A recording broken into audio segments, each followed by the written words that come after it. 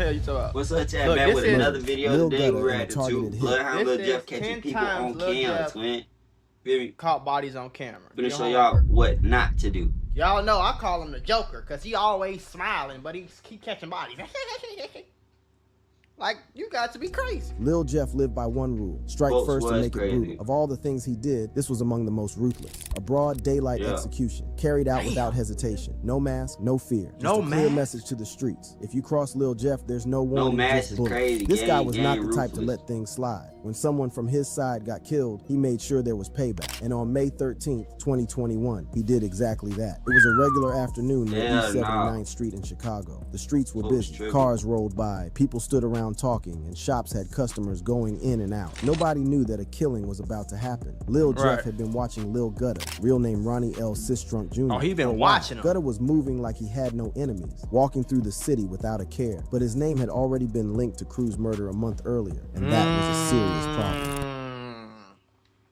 Do your homework. Do Do your homework on your name linked to a body, and you walking around like it's chicken. Like it's Whether green, Gutter had actually bro. been involved didn't matter. What mattered was that Jeff believed he was. Jeff waited for the right moment. He wasn't the type to rush things. Gutter had just come out of a store, checking his phone, completely unaware of what was coming. Oh, Jeff moved in quickly, no words, no warnings. Bang! The first shot hit Gutter in the chest. His body jerked, and his phone fell from his hand. Before he could react, another shot, then another. Each one meant to make sure he wasn't getting back up. People screamed, some ducked, others ran. Jeff didn't stick around. He walked off, blending into the crowd like nothing had happened. By the time police arrived, Gutter was already dead. Witnesses had seen what happened, but no one was willing to talk. The streets knew who was responsible, but no one wanted to be next. A daytime hit was already a moment that had the streets whispering. But Jeff didn't just stop there. He took his savagery to the mic and turned 7 bodies into lyrics.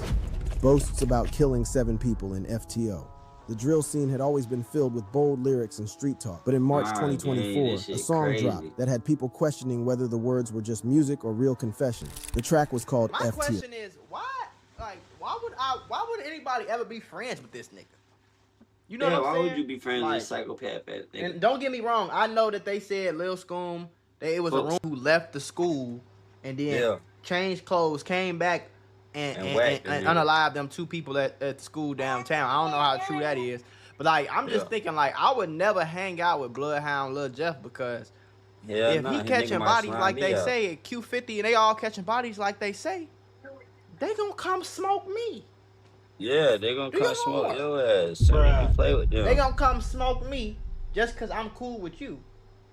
And as soon as it hit the streets, it became one of the most talked about songs that year. Lil Jeff and Vert had been teasing the release for weeks. When it finally dropped, the energy was violent, raw, and reckless. The lyrics had no filter. Jeff rapped about taking 7 lives, bragging like it was just another achievement. The way he delivered it was too specific, too detailed, making people wonder if he had really done everything he claimed. But one part of the song stood out more than anything else. Jeff called out Leal by name, mocking his death with the line, "Leal dumb in a pack, we smoking." It wasn't just a disrespectful line, it was a direct celebration of someone's murder. That was not the only part that got people talking. Another verse mentioned how his old friends, whom he used to be cool with, have now become his ops. He also mentioned how his crew had shot so much on Rhodes Avenue that their enemies had to shut down their drug Oh stores. my If God. true, this meant his side had not just taken lives, How but also old was he when he caught his first body? Do anybody know?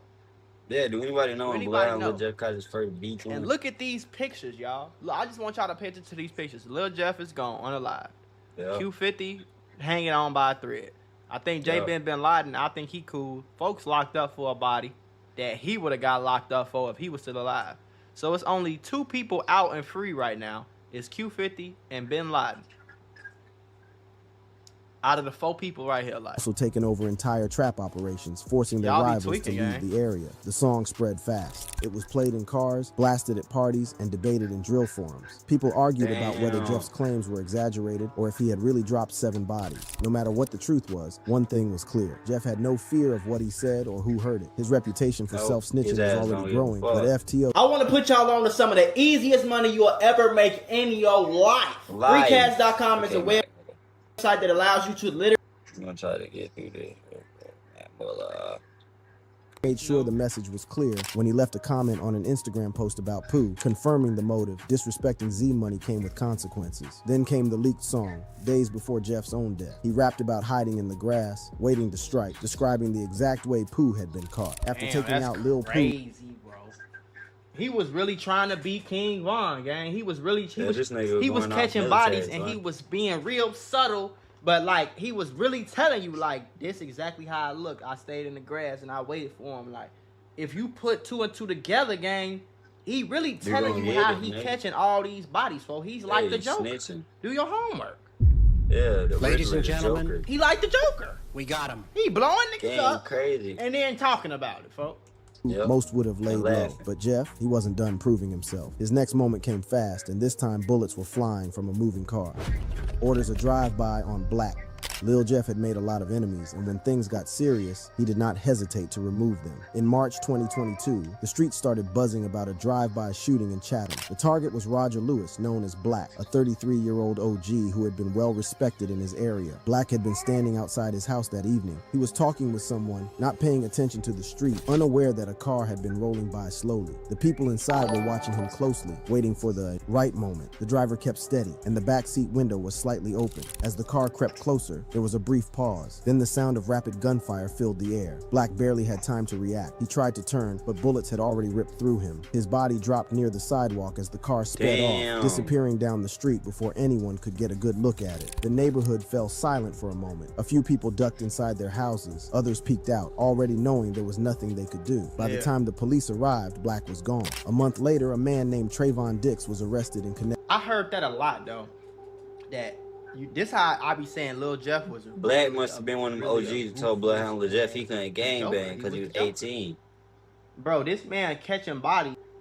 Yeah, but I think why you gonna kill an OG for it? That's an OG for it. It is a well respected nigga. Either that's a nigga dad that he don't like, or that's an OG that told him that he couldn't gangbang because he was 18, and you not supposed to do no shit like that. And 99% of the time, bro, his ops don't even make it to the hospital.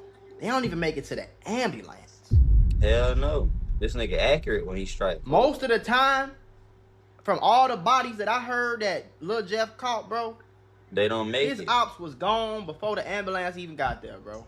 Yeah, he hit the shit. Do your homework. And that go to show you, and I'm not trying to say like it's a good thing. I'm just saying that goes to show you how fucking crazy and wicked he was, because he wasn't playing. He wasn't just blicking up blocks and doing all that so he can get some more street cred. He was coming to unalive you, and he was not leaving until you were not breathing no more. Every single time in there.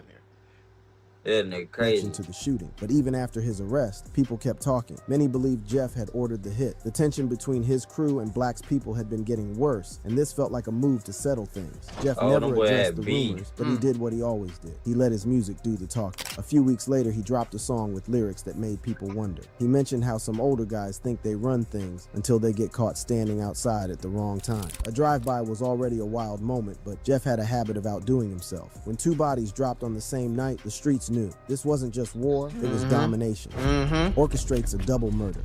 Lil Jeff had been involved in a lot of street violence, but November 1st, 2023 stood out as one of his most ruthless moments. He was catching bodies for that long? When did he catch his first body, bro? How old? Because when he passed away, he was like 19, 20. He had like 11 bodies. Do you understand how fucking wicked this is? They need to make 21, a got TV 21 show about this he tripping. Do your what homework. Many believed was a plan. Y'all do shit like this, you end up just like him in jail or dead, man. And Desiree McGee, known as D-Money. The 2 friends had been sitting in a parked car on South Dorchester Avenue, probably thinking it was just another night. They might have been talking, scrolling through their phones, or just passing time. They had no idea they were being watched. A black SUV had been circling the area. It passed by once, then again, moving slowly. They should have no got one up out of inside that the car made any sudden moves. They were waiting for the right moment. Then it happened.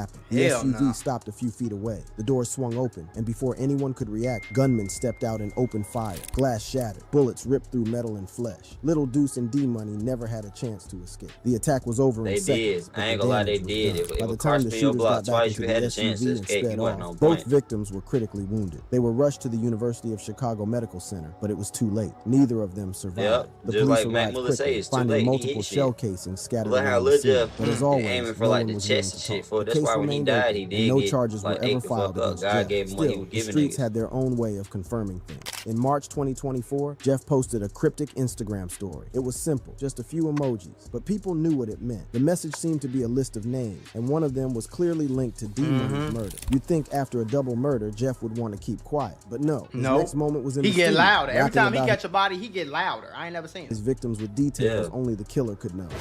Admits to murder in his song, Ah.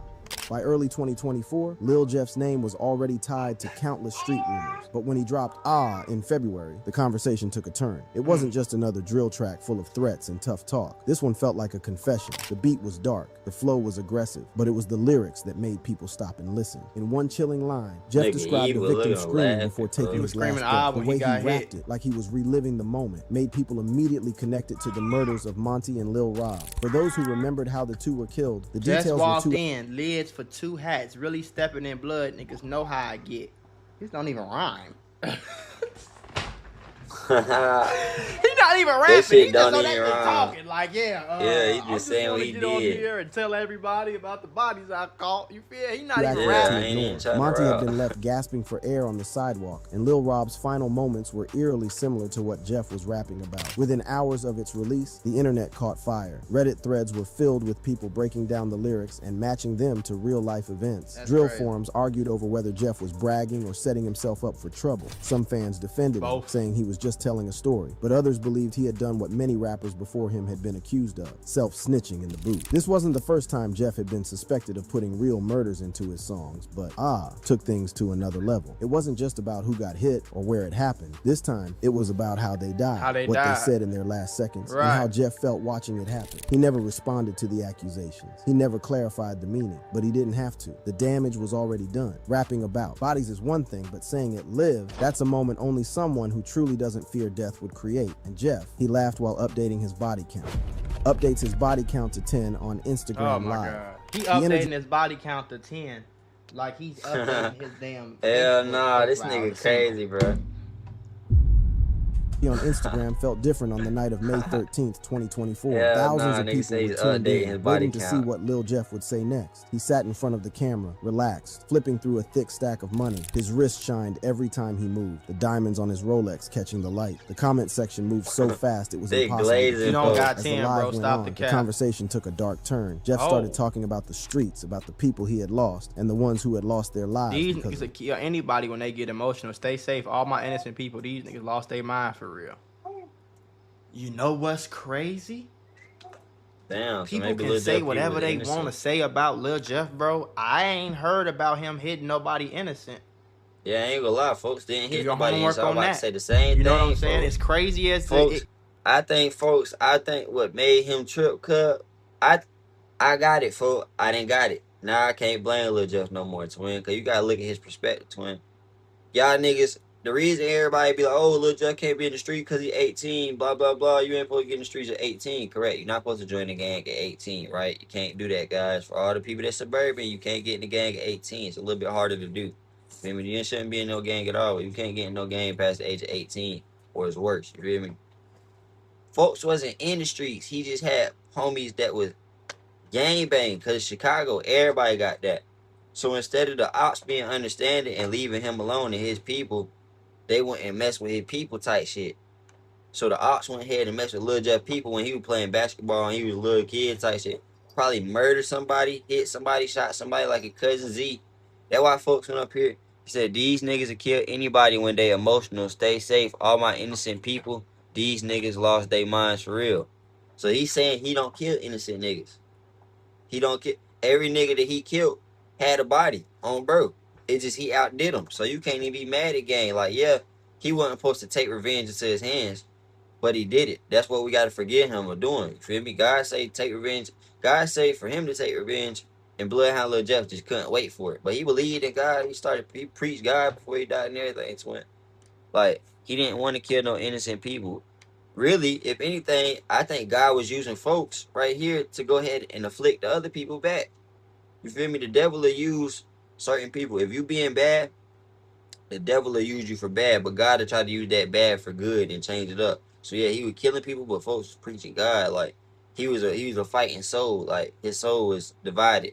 So part of him knew that there was a God, but part of him didn't care because he all Zans and all types of stuff. And he hot. So he trying to smack a nigga, you feel me? Because you gotta think, twin. He probably started giving his life to God after his homie died. Like, damn, I'm never gonna see my homie again. There gotta be a way I can see my homie again. Let me go look into this. God said you can see your homie again with eternal life, you feel me? But then that worldly flesh, his flesh was probably like, nah, you gotta go get that get back. Cause that's what the streets is telling him. The streets is like, yeah, folks, you gotta go get that get back. Like he's from Chicago. If a nigga die, they preach get back. You gotta go get back immediately. And he took that, what he learned and grew up around, and like he stepped on that shit because folks wasn't even part of this shit, and y'all nigga made him part of this shit. So he got a different type of hurt in his heart to him because he was trying to do the best. Like he was trying to do his best. Like if you look at folks when he was a little kid, he playing basketball. Like he playing basketball throughout most of his childhood, twin. That shit didn't work. His homie died. Nigga turned up, gang. Like no, twin. Like he not scared. I don't think folks are scared to die. I feel like he was so hurt that he wanted to go. Like he was just like at some point before he was getting high, wanting to OD, or just wanting to, feel me, like go do what he did, crash out, like to keep crashing until someone get him. You feel me? That's why he wasn't screaming when he got hit, twin. That shit crazy. You gotta break down the psychological and like perspectives of people, twin. You really do. You really do. Yeah, twin. Long live Bloodhound, live jail, twin. It get and it's stupid. We don't condone nothing against the murder shit between. When innocent people get hit, that's my problem. Folks was not killing innocent people. It is. He wasn't supposed to be killing them. Yeah, God said not to kill them, but he wasn't killing them. I be thinking like when somebody go to Iraq and catch 35 bodies, gang, and they come back, they get applauded. You know what I'm saying? So it's like the same way y'all applaud them. And I've been saying this for years. The same way y'all applaud them, that's the same way that Lil Jeff homies feel about him. You feel what I'm saying? Like, gang, you taking out all these people that's trying to take us out every other day. You know what I'm saying? You at a war right now. You risking your life every day. You stepping for us, really. Yeah, just like how a soldier go to another country and step for America. He stepped for me. He stepped for you. He stepped for her. He stepped for him. When his homie died, Lil Jeff went and stepped, bro. But as crazy as it is, though, bro, unless I'm wrong, you feel me? I might be wrong. When it comes to playing the streets, he did it. He did it how they tell you to do it. He got the results that you gonna get from it. I ain't heard about no innocent He did it how they tell you to do it. Or him just outside. He ain't go to no school and blick up no school and all that. He ain't go on no block and just wet nobody whole crib up. Like, you know what I'm saying? He was. It seemed like he was taking out his ops, which is how the streets go. And as stupid as the streets is, that's the streets. That's how it go. Yeah, exactly. And he playing the how it's supposed crazy. To go. I just wish he had that same energy and did it for music or just something positive, folks, that would have changed his life and everybody around him instead of getting soaked up into the streets like he was. Him. With a smirk, he leaned back and made a statement that shook everyone watching. The comment section exploded. Some fans hyped him up, while others were shocked. His enemies, whether they were watching or someone sent them the clip later, had all the information they needed. He made it clear that the body count had gone up. Next to him, Q50, a close associate, added his own numbers, fueling even more speculation. If anyone thought Jeff was exaggerating, hearing Q50 confirm his own count only made it more believable. The live continued with Jeff taunting his rivals, daring them to respond. He laughed as he fanned out his money, showing no concern for what he had just admitted. It didn't take long for the clip to spread. Reddit forums, drill pages, and even Oh, it's them drip 1, 2, 3, 4, 5, 6, 7, 8, 9, 10. He got it down his neck. Go for my brother. LOL, do the math. If you know, you know. If you don't, F you. And then he put all them dead. I ain't never seen this. This crazy. 1, 2, 3, 4, 5, 6, 7, 8, 9, 10. He got 10 dead emojis, 10 tears going down his damn. Enforcement were all talking That's about crazy. It. People debated if he was being serious or if it was all for attention. But those who knew how the streets worked believed every word. This moment made him a bigger target, not just for the police, but for the people he had been calling out. It was one thing to move in silence, but going on live and saying it out loud, that was something else. If claiming 10 bodies wasn't insane enough, Jeff's next moment had people shaking their heads. Not only did he kill, but he demanded the same from anyone who wanted to roll with him. Brags about his killing school requirement. In early February 2024, Lil Jeff's Instagram post had the city talking. He said he was going to start a killing school, and the requirement was a minimum of 2 bodies. I'm taking just a killing school. Class start next week.